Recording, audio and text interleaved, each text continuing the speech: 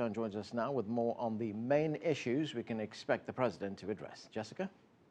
And Anand, you can absolutely argue that 2013 was essentially a lost year for President Barack Obama here in the United States. He didn't get gun control, he didn't get comprehensive immigration reform, and he didn't get an increase in the minimum wage. That may be one reason why everyone here at the White House wants to call 2014 a year of action.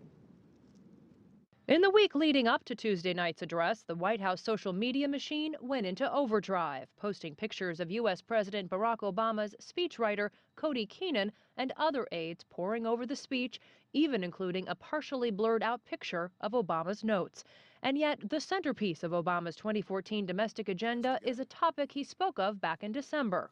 I believe this is the defining challenge of our time, making sure our economy works for every working American. Obama is expected to focus his domestic agenda around addressing income inequality, creating jobs, and passing comprehensive immigration reform.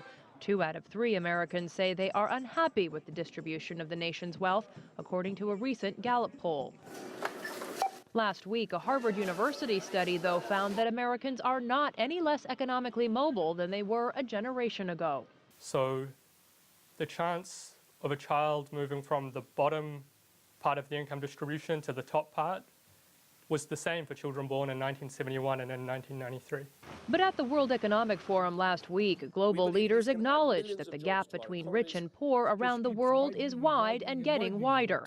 An Oxfam report shows that 85 of the world's richest individuals hold the same amount of money as 3.5 billion of the world's poorest. I think when you have such a disparity between the wealth controlled by, such a few number of individuals, or the gap that exists between, that minority versus the majority, you really do have the potential for such, significant unrest in different parts of the world, which is going to be one of the biggest challenges I think we're going to have to deal with. While that may create additional foreign policy challenges for the U.S. president and others, Obama is unlikely to change the lives of Americans without support in the U.S. Congress. There's no doubt that politically raising the minimum wage is popular, and a lot of Republicans would like to go along with it, but they're going to demand some sort of tax break for businesses or something of that nature in exchange.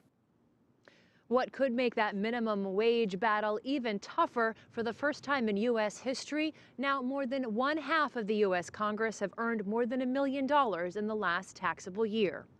Anand? Jessica, you mentioned in your report that the White House is going into overdrive on using social media. Yet each time we know that Obama gives this address, fewer Americans are watching on television.